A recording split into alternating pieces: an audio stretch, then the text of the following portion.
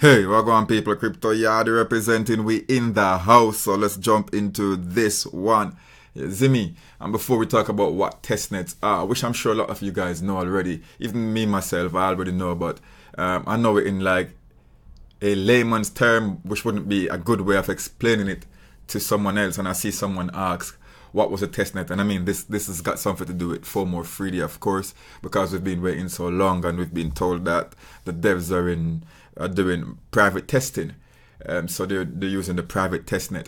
Yeah, but let me just address what a few people, a couple of comments I've seen popped up on my phone asking where I've been. I mean, I haven't been anywhere. I mean, I have been a bit under the weather, to put it that way, but I haven't been anywhere. It's just that I don't feel there's nothing going on with P3D or FOMO 3D, so I don't feel a need to be making videos because, hey, what can I say, man? I've found my home with P3D, so I don't need to be making videos about anything else. I mean, sure, I could go ahead and regurgitate the news that a box mining or is it Daily Crypto or Crypto Daily does, or even try and do some of that chart, those TA things like a data dash, but those guys are already doing a wonderful job of it. The only reason why I would need to be doing such videos when people are already subscribed to those guys is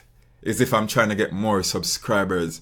And as you guys that follow me from the beginning knows, I'm happy and good with only 500 subscribers. So yeah, those are enough people for me to interact with and have conversations and replies to. So for me, I don't feel the need to, and that's why I think that majority of my subscribers, I would probably think that 90% of you guys are from the P3D community. And so yeah, I don't feel the need to have to do those kind of videos, and since there's nothing going on at P3D and FOMO 3D, there's just no videos.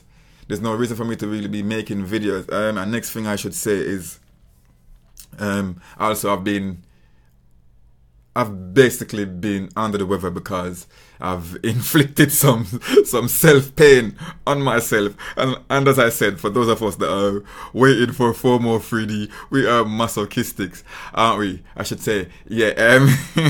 So what I've been doing this diet. Hey, first, before I tell you about the diet, hey guys, bear with me anyways. Before I tell you about the diet, I should tell you what I'm like. I should say I'm a fitness fanatic. That's what I should say. Alright, I think I used to be, and the reason for that is that I like to have, and while I don't like to have big chunky muscles, like what I mean is like, my ideal weight for me is just like between 150 and 154 pounds. And I'm 5 feet 11, so that tells you that not that big, because I don't like the big muscly looking type. So I try to stay trim. I try to have a 8-pack all year round, and one of the reasons for that is that, hey, I like women with flat stomach, and I think that, hey, if you're gonna want to have women with flat stomach, you have to do the same. You have to reciprocate that to them or for them. And I tell you a joke. Like, if I see, like, there are times when my wife I'm trying to whisper now because she's 2 rooms away anyways, but yeah, if there are times when I see like she's developing a tummy, a bit of a stomach, I'd say little things, I'll drop little hints without trying to let her feel too bad. Like, hey, you had a lot to eat today, didn't you? This is like I'd plan it like if I come home from work and I see her letting herself go. I'd be like, hey, you had a little bit too much to eat today, didn't you? And she'd be like, no, why? I'm like, oh, nothing.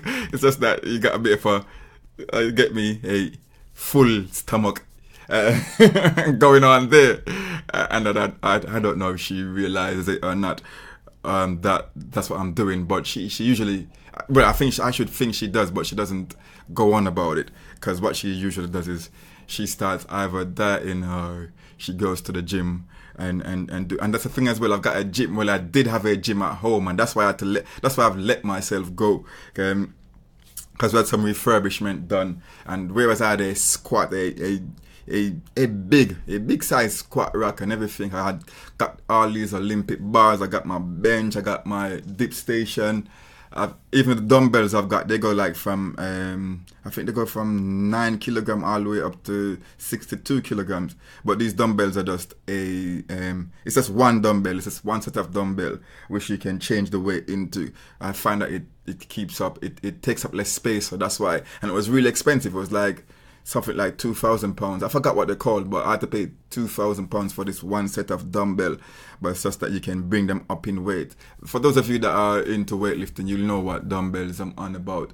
So yeah, during that refurbishment, after it was finished, there was no space for my squat rack. And since I usually do a lot of squats and deadlift, those were my main exercises, and my bench press as well. I mean, I've also got a gym subscription, and the gym it's like 12 minutes walk at most from where I live, so it's not like, but I just don't like working out in crowded place. I don't like to interact with people in that way. I mean, not that you have to, but you just, I rather work out at home, but I still have that gym membership. Hey, anyways, I'm going on too much. So what I've done now, because, hey, I haven't got my squat rack set up, and just don't... With the gym, what I've done is I've inflicted this water fast on myself. And this is going to be a 31-day water fast. And this is where you only have water, nothing else. I won't even drink tea, with whether it's unsweetened tea or tea without caffeine. I just won't have tea. I won't even have chewing gums. Even sugar-free chewing gums is what I won't have. And this is something that I know I can do. I mean, I've only gone 4 days in, but it's been like, hey man, I like to challenge myself. So while it's hard, I tell myself that, hey, you're gonna do this. And I usually, when I challenge myself like that, whatever thing I pick up, I usually follow through on it anyway. So while I've still got 27 days to go, hey man, I'm managing. So for these past 4 days, hey, I've been having these hunger cramps, and hey, I tell you what, I've been documenting it on Steam it anyways. I'll probably put a link for you guys to go ahead and see. If I don't do that today, I do it next week or whatever. I've also took my before and after pictures, because hey, I let myself go, and I was like, you know what, hey, I don't like going up to the gym. I can't work out at home like I want to. Let me just go and do this 31-day fasting so I could get rid of this stomach that I've got on me. Hey, so now I've gone way too far. What I should tell you guys, what was I here to tell you guys about? Oh yeah, the testnet.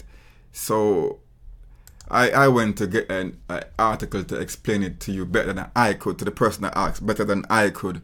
So it says, when writing programs for EVM, we need to pay for their launch and usage in gas. This cost can be prohibitive in times of network overuse, and it can also be financially dangerous. I mean, I think they should put also financially expensive here. As you can see here, it says in times of network overuse, because we can see what's going on with the Ethereum network, which has a lot to do with this EOS mainnet launch. So we see that the gas price is way high. And imagine if he was using the real Ethereum network to do these things, how expensive it would be for the devs. I mean, and it's not even only because of the cost of the gas as well. It's also for security reasons, to prevent any hacks or to find any bugs or stuff like that, or even the spam attacks and such things. So it goes on to say, a bug deployed on the live network is a bug forever open to abuse.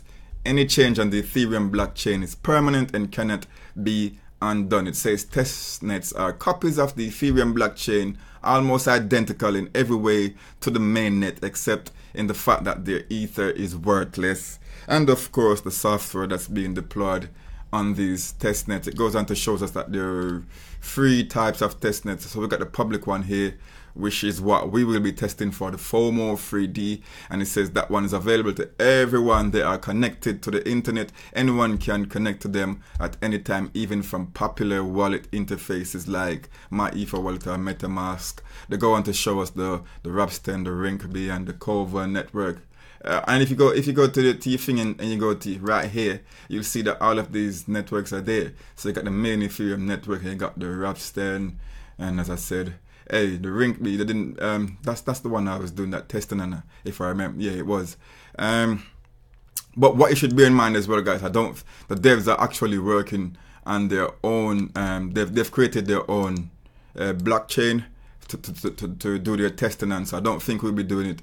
Well, I know that for a fact that they're not currently doing their private testing. They're not doing it on any of these networks because they find them to not be ideal for what they are trying to do or to accomplish. So I think for the public one as well, we're not going to be using any one of these free. We're going to be using one that's being created by the Team Just, which, hey, she's fantastic, and this is one of the reasons why we like them so much. What else should I tell you about this? Because some of this is not even important. So they go on to tell us what these networks are. Let me quickly scroll down to what I might find interesting or important. All right, so a private test network is equivalent to one's own personal blockchain, your own copy of Ethereum. Private testnets are excellent for teamwork and closed environments that need to simulate mining and transaction confirmations without exposing their network to the outside world and risking spam attacks. And I mean, even when they're doing this private one now, if they should discover any bugs, these are bugs that they could patch. And even during the public one, it's obviously more people trying to do whatever we're meant to be doing, and it will show more vulnerabilities in the project or whatever, and they will be able to patch this without, as I say, exposing the network to the outside world or to the the Ethereum blockchain, which will, as I say, it can't be undone. So that's the whole point of them doing their private testnet and then their public testnet as well. It says there's no expense involved in creating one other than a small fraction of the CPU and disk space of the developer's computer being occupied while the testnet is in use. After a private testnet grows enough, it can be exposed to the public through the internet, and other interested parties can connect to it and extend it. This lends itself perfectly to experimentation, collaboration, cross-application interaction, and more. Anything else? All right, let's go to the conclusion. Testnets are incredibly useful tool in EVM development. They make easy and painless Ethereum software testing possible and provide safety layers on which to experiment before having to launch on the mainnet. I mean, guys, if you've been following some of these Twitter posts as well, you see that someone was showing the vulnerabilities that was in the EOS. I mean, they've since gone and patched that, and they've even offered a 10,000. But hey, we don't trust those ones like we trust FOMO 3D and P3D. But you will see why they have to do this thing before they actually launch the mainnet, why they have to do the private and then the public testing and whatever else. So it says public testnets like Rapston are extremely important for decentralized apps that needs to interact with one another. Example, MetaMask. So that's basically it. Next thing I should tell you guys, which I decided to do today, was to spend some of the money that I've earned from a lending platform to say into, I'm not going to call that lending platform names because I don't want anyone to think that, hey, he's making money, I can make money from that lending platform as well. But I'll be spending some of that money, some of that Ethereum that I've made. And this was a lending platform that I was involved in from the ICO stage, hence why I'm in it. But yeah, I'll be spending some of that. I think a 0.7 worth buying some P3D. So I'm going to ask you guys to drop your Masternode link, and tomorrow I'll do the usual random YouTube comment picker, and I'll buy using that person's Masternodes. So yeah, nothing else to say, people. But yeah, man, I've got no need. I got no reason to make videos if right now P3D and FOMO 3D is not giving us any news. And as I said, I've inflicted some illness onto myself because of the masochist that I seem to be. Alright, people, it's Crypto Yardy representing, and we are out there. Zemi, boom!